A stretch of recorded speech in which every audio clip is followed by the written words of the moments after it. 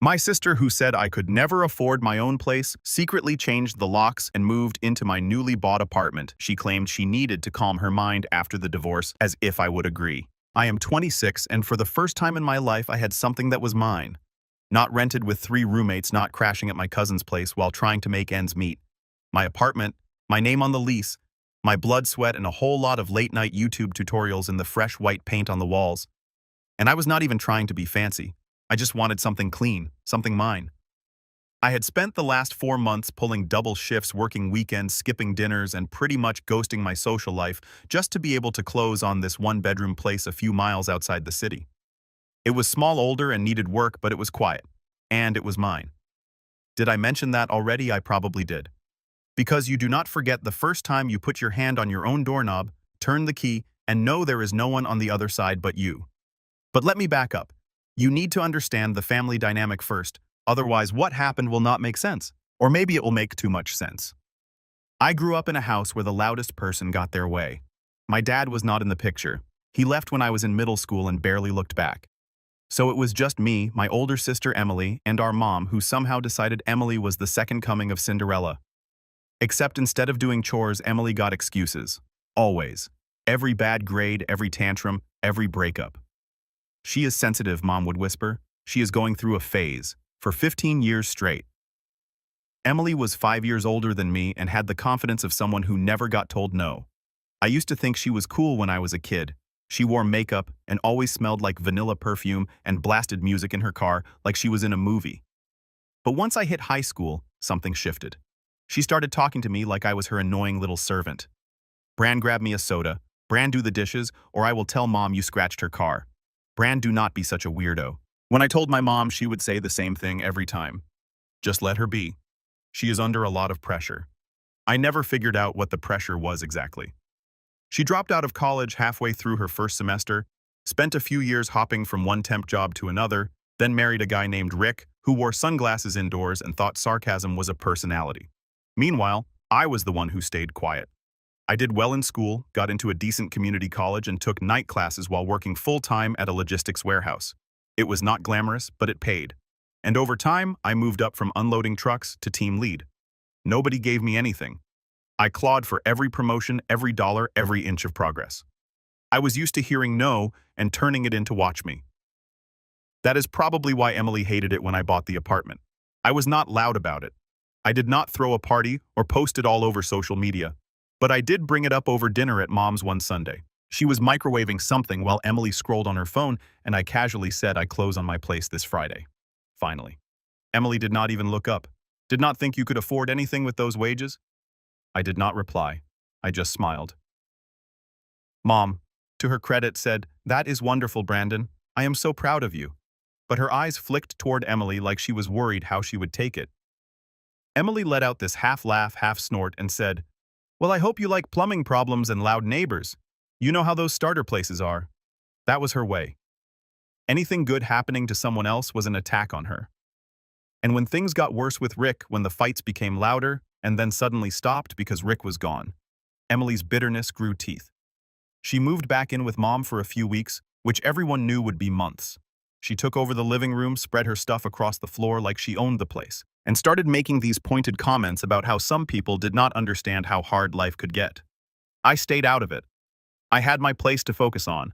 I spent weekends sanding the floors, painting cabinets, installing new light fixtures that did not flicker like horror movie props. I even learned how to tile my own bathroom. By the end of April, I was done. It looked perfect. Maybe not by magazine standards, but to me, perfect. And then came that Monday. It was one of those weirdly hot days in early May. I had just finished a shift, my shirt stuck to my back, and all I could think about was taking a long shower and sitting on the balcony with a glass of iced tea. I walked up to the door, stuck my key in the lock, and it did not turn. I blinked, tried again. Maybe I was holding it wrong or tired. I checked the key, my key. I turned it again. Nothing. My heart did this little tap dance against my ribs. Maybe the lock was jammed. Maybe someone messed with it. I jiggled the key, then pressed my ear against the door like some kind of detective, and that is when I heard it. A voice. A woman's voice. Familiar. Laughing. I froze, then knocked. The laughter stopped. A few seconds later, the door opened a crack. Just a few inches. and standing there in one of my t-shirts was Emily. She looked like she just woken up from a nap. Her hair was pulled into a messy bun and she was holding a bowl of cereal. My cereal. "What are you doing here?" she asked, like I was the intruder. I stared at her. What? What are you doing here? Why does not my key work?" "Oh," she said, casually stepping back. "Mom had the locks changed. We moved in last week. We—" My voice sounded thin. "Me and Jamie," she said, waving vaguely toward the bedroom.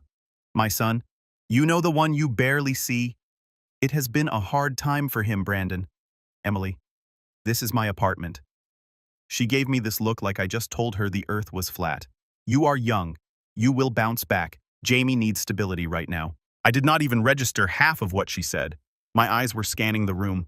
My rug, my coffee table, my books stacked on the shelves. It was all still there, except now with toy cars scattered across the floor, dirty bowls in the sink, laundry draped over the couch. I think I stopped breathing. I did not yell. I did not scream. I did not even step inside. I turned, walked back down the stairs, got in my car, and sat in silence for a good 10 minutes, just gripping the steering wheel. My chest felt like it was caving in, like the air had been sucked out of the world. Then I pulled out my phone and called my mom. She answered on the second ring. "Hey, sweetie, why is Emily in my apartment?" She sighed. Not guilty, not panicked, just tired. "Brandon, please do not make a scene. Emily is going through a really difficult time. You gave her my apartment. You are young. You will find something else. It is just temporary until she gets back on her feet. Jamie needs a stable home. And you, well, you are always working anyway." I felt something snap. Not loud, not explosive, just a quiet crack. I said okay and hung up. Then I drove straight to the police station. Not to start a fight, not to scream, but with my lease in hand. And that is when the real war began. I walked into that police station like I was still in a dream. I did not know what I expected. Maybe a pat on the back, maybe some officer to say, "Oh wow, let us go kick her out right now." But what I got was paperwork, protocol, cautious nods and hesitant tones. I sat in the waiting area, lease in one hand, ID in the other, trying to stay calm while my brain screamed in circles. The officer at the front desk, Officer Marks, I think his name was, asked me to explain everything. I did, slowly, carefully. No anger in my voice, just the facts. I had signed a lease 3 months ago. I had paid for every bit of that apartment myself. I had keys, furniture, receipts, and now I was locked out with someone else living there. Someone who had not paid a cent and had no legal right to be there. He looked through the lease, asked for my landlord's contact info, then gave me a look that felt somewhere between sympathetic and exhausted. Well, he said, "This is not a criminal matter. Yet. Yet. If she broke in or changed the locks without permission, we might be looking at trespassing. But since you gave her a key, I interrupted. I never gave her a key. I gave one spare to my mom for emergencies. That is it." He raised his eyebrows, slowly nodding. "All right, that changes things. Your mom gave access to someone else. That is unauthorized use, maybe even unlawful entry. But look, Brandon, this kind of situation can get messy. Family disputes do not always get solved through us. You will want to start with a formal report, then go through your landlord. They will likely need to file an eviction notice if she will not leave willingly." I wanted to laugh, or cry, or scream into a pillow. Instead, I just asked for the forms and started filling them out with a numb hand. My phone buzzed with a text halfway through. I ignored it. It was from my mom. "Please do not make this worse, Brandon. She needs this more than you right now." That line stuck with me the rest of the night. I crashed at a friend's place after that. Darren, a guy I used to work with who had a couch and no questions. He offered me a beer and a pillow. I took both. Did not sleep. Just stared at the ceiling, thinking about how fast everything had unraveled. The next morning, I called my landlord, Mr. Rios. He was as shocked as I was. "She is what?" he said, voice going sharp. "You mean someone changed the locks?" "That is illegal, Brandon. I never authorized that." "I did not either. I was not even told. My mom just gave her access." There was a pause. "She is not on the lease. I can start the eviction process, but that will take time. Court notice, sheriff posting. Minimum 30 days unless she leaves voluntarily." 30 days. 30 days of her living in my home, touching my things, eating my food, sleeping in my bed. My stomach twisted. Mr. Rios promised to come by and verify everything in person, but until then, I was stuck in limbo. My apartment was not mine anymore, not in practice. I called my mom again that afternoon. She picked up soft and slow like she had been waiting for it. "Hi, honey. I want you to tell me exactly what happened." She sighed. "Brandon, I know you are upset, but try to understand." Emily showed up crying with Jamie in her arms. She said Rick kicked her out, that she had nowhere to go, and I could not stand to see my grandson suffer. "You are doing fine, sweetie. You are strong. You have a good job. And that means you can just give away my apartment. You were not even there half the time. You are always working or sleeping at friends' places." I did not think it would be a big deal for a few weeks. I gripped the phone tighter. "You did not think to ask me." "She is your sister, Brandon. Family helps family, and she needs this more than you." There it was again, that phrase. She needs this more than you. Not "I am sorry," not "you are right," just a quiet, patronizing dismissal. "I am coming by tomorrow," I said. "Get her out. You are not thinking clearly. Do not do something you will regret." No apology, no accountability, just another excuse. I hung up before I said something I could not take back. The next day, I pulled into the driveway with Mr. Rios right behind me. He wanted to witness everything himself. We knocked. No answer. Knocked again. Nothing.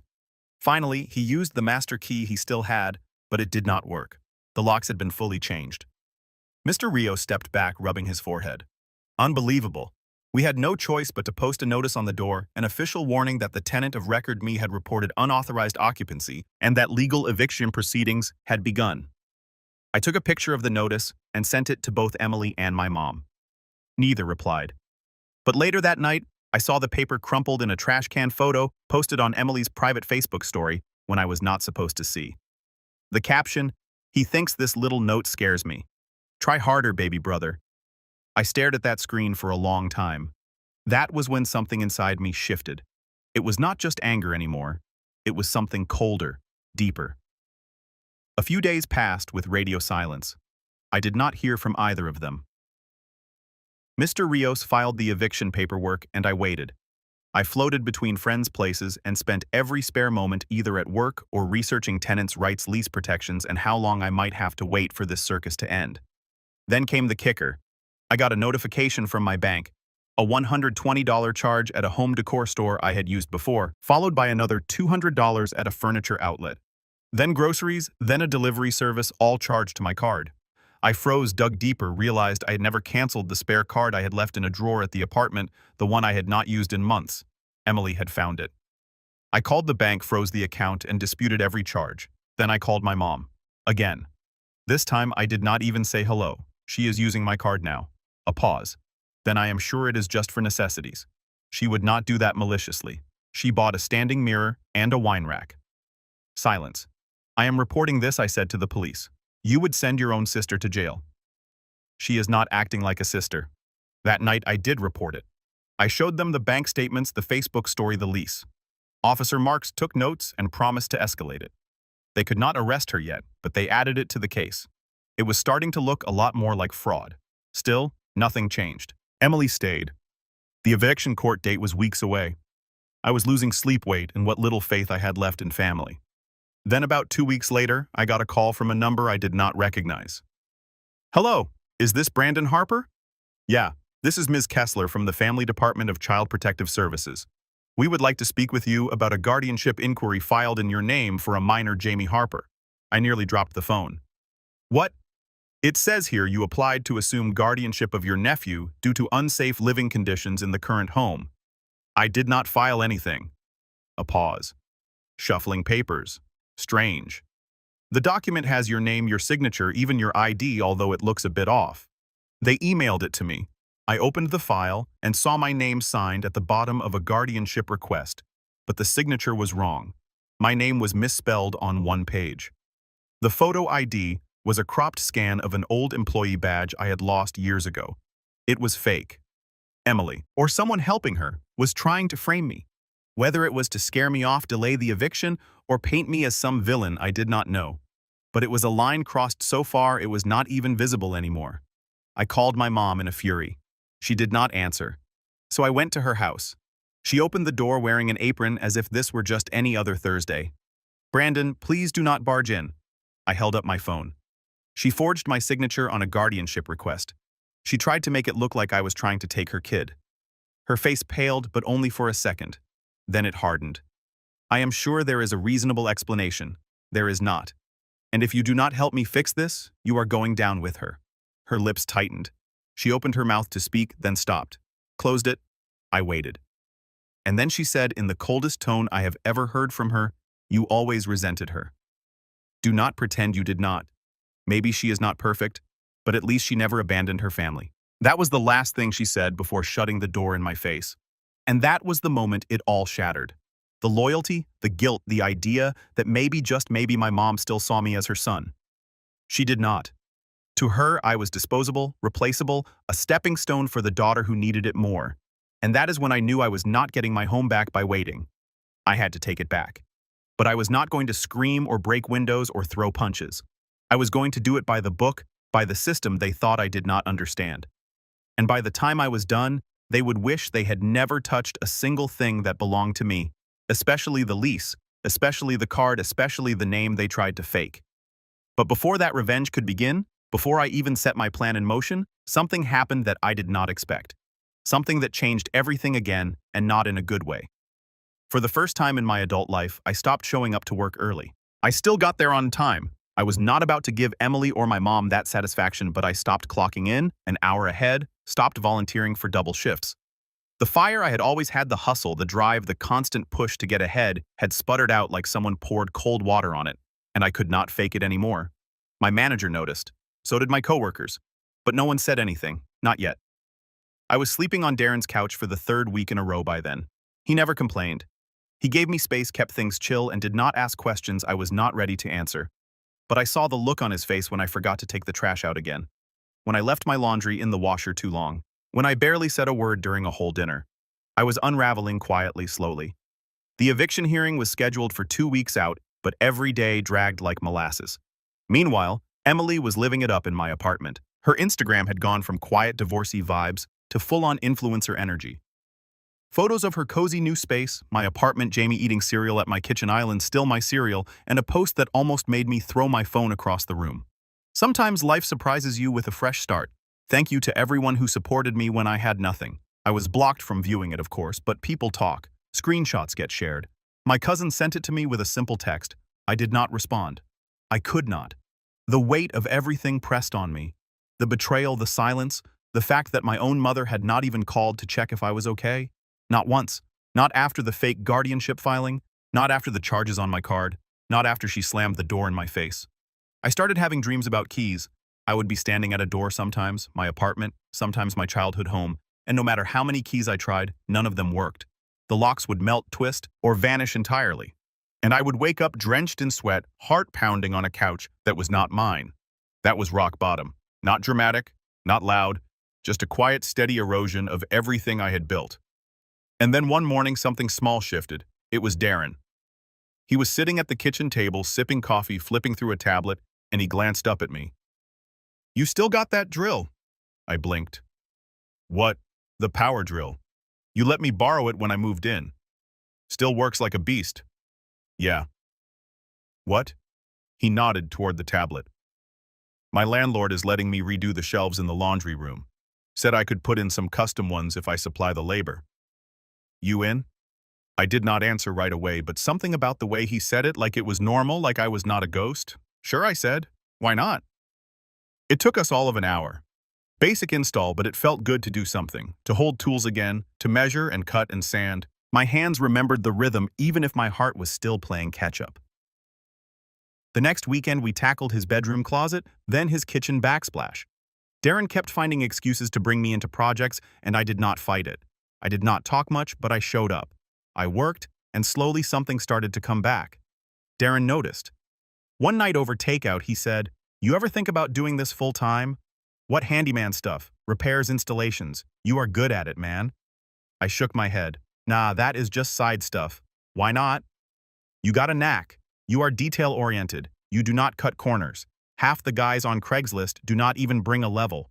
You could charge double and still get booked." I did not say anything. But that night I pulled out my laptop and started searching. Handyman licensing small business registration website templates. I did not sleep much, but for the first time in weeks, it was not from anxiety. It was hope. Over the next few days, I juggled work with research, started making lists, tools I already had, tools I needed, services I could offer, price ranges, insurance, tax stuff. The logistics were dizzying, but I did not care. Because for the first time in weeks, I was building something. A few days later, Darren let me tag along on a job he was doing for a coworker, mounting a TV and fixing a broken cabinet. I did most of the work.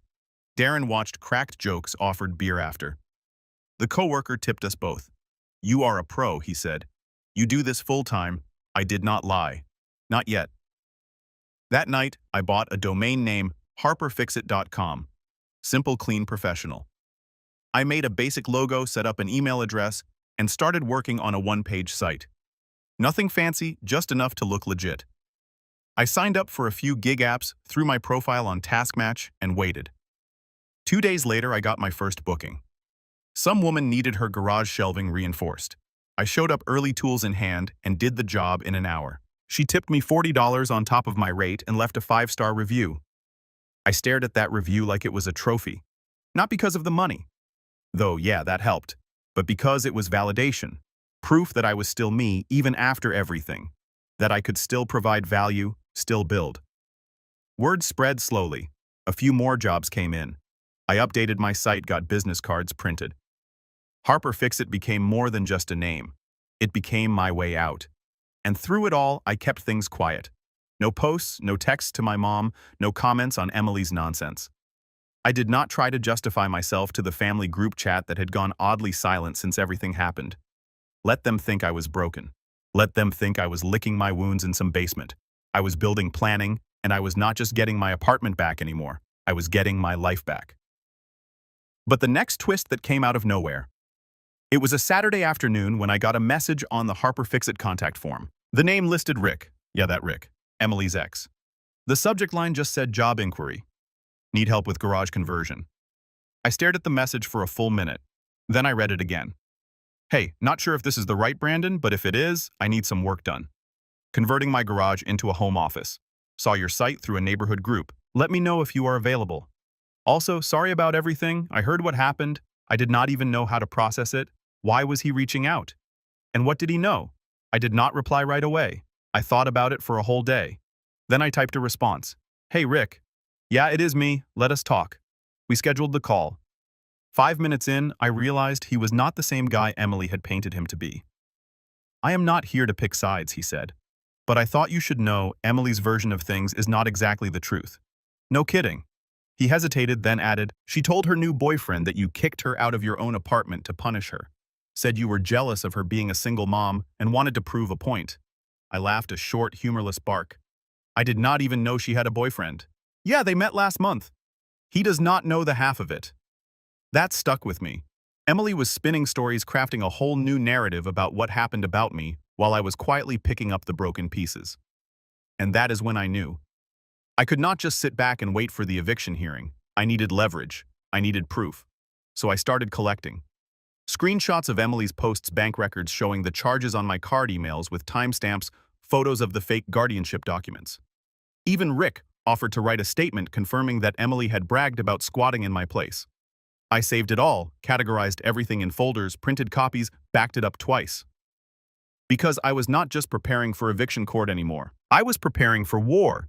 But just when I thought I had everything under control, just when I thought I was done falling, I got a call from Mr. Rios. Brandon, he said, voice grim, you need to come to the apartment. Now. My stomach sank. What happened?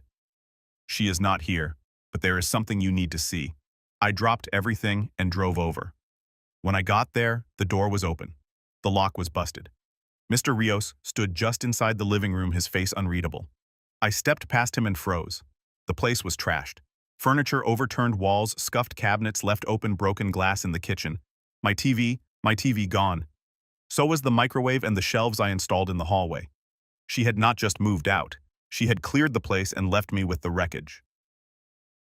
Mr. Rios handed me a folded note he had found taped to the fridge. In sloppy handwriting it read, "Thanks for the free ride. Good luck fixing this dump. Maybe next time do not be such a selfish little snake." And below that, a smudged, smiley face. For a long time, I just stood there staring at the empty space where my couch used to be. The apartment I had bled for, worked for, lived for, gone. But weirdly, I did not feel broken. Not anymore. Because what Emily did not know, what none of them knew, was that I had already taken photos of everything before. That I had receipts, witnesses, a timeline. She would think she won, that she had taken the last word. But she had not seen the new Brandon. The one who knew how to rebuild. The one who was going to make every single one of them pay. Legally, carefully, and with a smile. Because the fall was over, and the rise, it had just begun. It is funny how losing everything can make you see clearly. I stood in the center of my trashed apartment floor, littered with glass shards, drywall dented, like someone had taken a bat to it, and felt calm. Not numb, not broken, just still. Like the kind of silence you hear right before a storm starts rolling in. The calm before. Mr. Rios was pacing by the door, muttering about insurance and damages, but I tuned him out. My eyes traced every missing piece. The stolen microwave, the gutted TV stand, the decorative light fixtures I installed myself, gone. The shelves I measured and leveled to perfection, ripped from the walls, screws still embedded in the paint. It was not vandalism. It was intentional. Emily had not just moved out, she had emptied the place like it was a hotel room she never planned to pay for. And then she left that note. Thanks for the free ride. Good luck fixing this dump.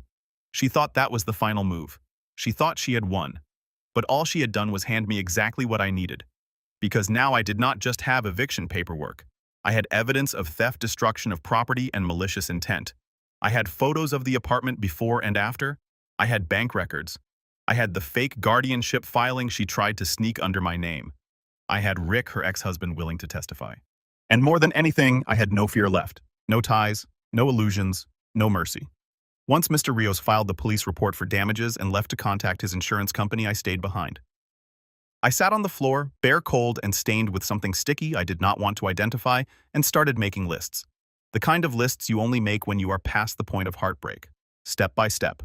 Methodical. One police report. Already filed by Mr. Rios. I would add to it with the missing items list, photos, and any receipts I could dig up. My bank statements would show some of the stolen electronics had been charged to my card. 2 legal prep. The eviction hearing was still on the books, but now I had grounds for civil damages and possible criminal charges.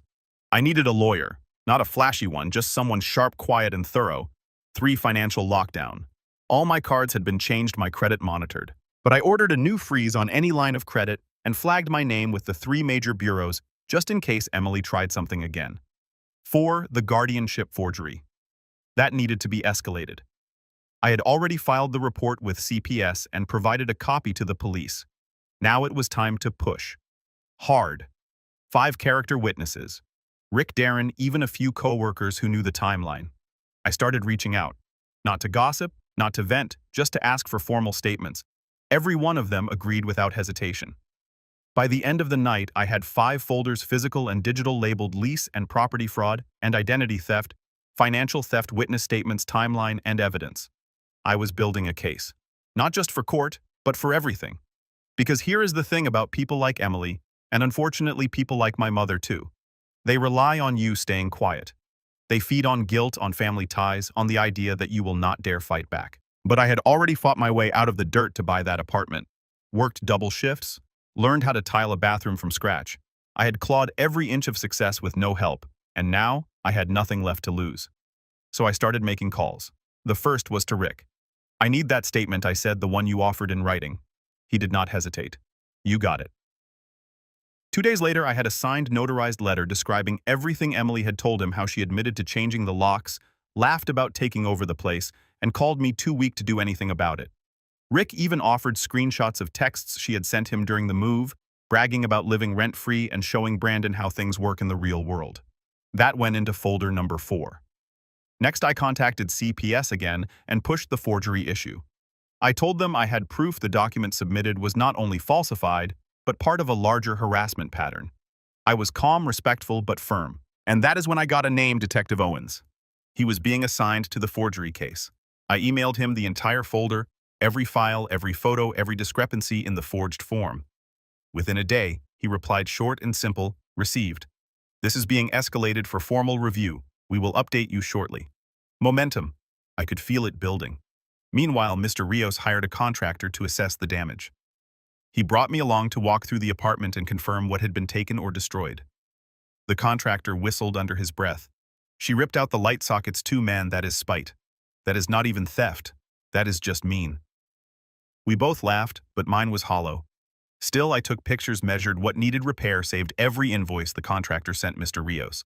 I offered to help fix it myself. Rios declined. You have done enough. Focus on the case. I will handle the apartment. The next piece of the setup was harder. I had to talk to my mom, not because I wanted closure. I did not. I just needed to hear what she knew, and more importantly, what she did not. I showed up at her house unannounced. She opened the door wearing a knitted shawl and holding a half-eaten apple. She blinked. Brandon, I am not here to fight, I said. I just want clarity. She let me in with a sigh. The house smelled like lavender and lemon polish, familiar in a painful way. I sat on the couch. She stood by the doorway like a chaperone. I need to know, I said. Did you help her forge those documents? Her face shifted, not shocked but hurt performatively. Hurt. I did not forge anything, she said quietly. She showed me a paper and said it was part of custody arrangements. I did not ask questions. I stared at her. Did you read it? No. Did you see my signature? I do not remember. I believed her, but I did not forgive her. Emily is in trouble. I said this will not end well for her. She is your sister, Brandon. She is a criminal mom. She looked down, and I realized she already knew not just about the document, about everything, the fake charges, the vandalism, the manipulation. She had to know. She just did not want to face it. I stood. I will not let her do this again. Not to me, not to anyone. Mom said nothing. She did not follow me to the door, and that silence told me more than words ever could. She had chosen her side, which made mine easier to choose. I cut all contact after that, changed my number, blocked both of them on everything. Darren helped me set up call filters so their names would never show up again. And I went back to work, not at the warehouse. That chapter was done. I was Harper Fix-It now full-time. I had built up enough momentum, enough word-of-mouth jobs, repeat clients, and glowing reviews that I could finally let go of the 9-to-5 grind. I registered my business, officially paid the licensing fees, started offering package deals. I even invested in better gear tools I dreamed of when I was broke, scouring clearance aisles. By the end of the month, I had 3 weeks' worth of appointments lined up, my own logo on a white van branded polos, and a folding workbench with my name etched into the side. I was making more in a week than I used to in a month, but I did not post about it, did not brag, because this was not for Emily. This was for me. Still, part of me wanted her to know, to see what I had built from the ashes she left behind. And I would get that chance because then, out of nowhere, I got an email from an address I did not recognize. The subject line just read, "From Jamie, with help from my friend's mom." My heart stopped. I opened it. "Hi, Uncle Brandon. I do not know if you are mad at me too. Mom said you hate us now, but I do not believe that. I miss you. Can I see you sometime?" Attached was a drawing crayon on paper, a stick figure me with a big wrench in one hand, and a smile standing next to a little kid holding a toolbox. It broke me, and it reminded me exactly why I had to finish this, not just for justice, but to protect the next person Emily tried to manipulate, even if it was her own son. So I made my final list. 1. Deliver all evidence to Detective Owens and follow up weekly. 2. Confirm police report for damages with Mr. Rios and sign affidavit. 3. Finalize civil lawsuit paperwork with attorney. 4. Notify CPS of Jamie's letter without pushing contact. 5. Prepare public-facing post if needed, something honest, calm with facts, because if Emily wanted to spin lies, fine, but I had the truth and the law and momentum. I was done playing defense. Now it was my move. The final move did not come in a dramatic courtroom scene or some screaming confrontation in a parking lot. That would have been too easy, too loud. Emily always thrived on drama. Chaos was her currency. So I chose the one weapon she could never understand: silent, steady, strategic legal silence. I waited for the hearing. The eviction case that had started everything was finally going to court, and despite everything Emily had done, she still showed up late. No lawyer, no apology, just a cheap white blouse and that same smug smirk she had worn the day she changed the locks to my apartment. She did not even look at me when she walked in, did not glance at the folder I placed neatly on the desk in front of me, labeled in bold, "Evidence of Theft and Fraud, Emily Harper."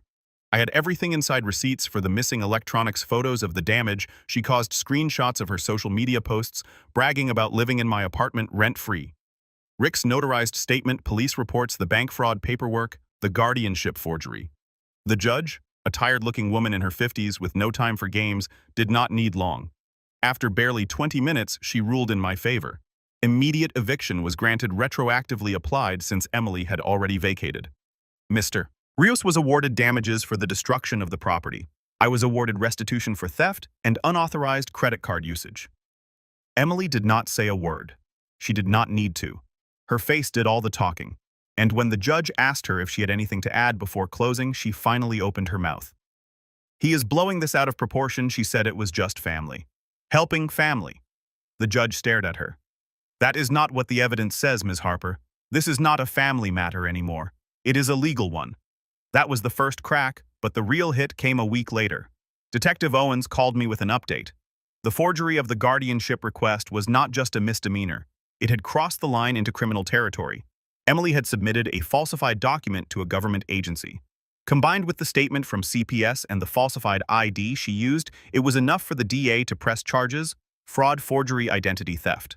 A court date was set. A public defender was assigned to her since she could not afford her own lawyer. And despite everything, she still tried to spin it like I was the one who betrayed her. I did not respond to the texts. I did not call her back when she left a voicemail saying, "This could ruin me, Brandon. Think about Jamie." Jamie. I had been thinking about Jamie. I did not reply to him after that first message, not directly, but I did contact CPS again, quietly, carefully. I told them I was not trying to seek custody. I just wanted to make sure Jamie was safe. I gave them everything I had: her living conditions, her instability, her manipulations. I even forwarded the messages she had sent about using Jamie to guilt me. They thanked me, said they would take it from there. A few weeks later, I heard through Rick that he had filed for full custody. Apparently, CPS had reached out for a home check. That is when they discovered Emily had been leaving Jamie with friends for days at a time, bouncing between boyfriends' houses and still trying to figure things out. She failed to appear at a scheduled follow-up. Then she failed another. That was it. Rick got temporary custody. Full legal custody was pending a hearing, but Jamie was already living with him.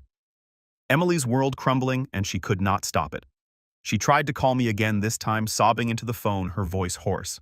I messed up. Okay, I did not mean to go that far. I was desperate. Can we fix this? I did not answer. I had already blocked her number. It was Darren who finally said what I had been thinking all along. You did not destroy her, man. She did that herself. All you did was stop her from doing it to you again. By then, Harper Fix-It was booming. I had 3 guys working with me now, 2 part-time, 1 full-time. We were booked out for 3 months in advance. I had an LLC, a tax ID, and a logo on the side of my work van. I even got invited to speak at a local entrepreneurship event. Life was not perfect. There were still nights I would stare at the ceiling, wondering how I let it go so far, still moments when I would remember a birthday or a holiday and feel the hollow space where family used to be. But I did not miss them. I missed the idea of them. That is not the same thing. The last piece fell into place 6 months after the eviction. I got a letter from the court. Emily pleaded guilty to reduced charges under a deal. She would avoid jail time, but she would have a record, a hefty fine, mandatory counseling, community service, probation. It was not everything I wanted, but it was enough. And when I walked back into that apartment, freshly repainted, the smell of sawdust and lemon oil in the air, I stood in the middle of the living room, closed my eyes, and breathed in. It was quiet. It was clean. It was mine again. No noise, no lies, just me. I had started from nothing, lost everything, and built it all again. But this time stronger, smarter, and with the kind of peace no one could take away. Not Emily, not even my mom. Because the truth is, revenge does not always have to be loud. Sometimes the most powerful revenge is just rebuilding quietly and letting them watch. She stole my home, so I built a life she could never break into.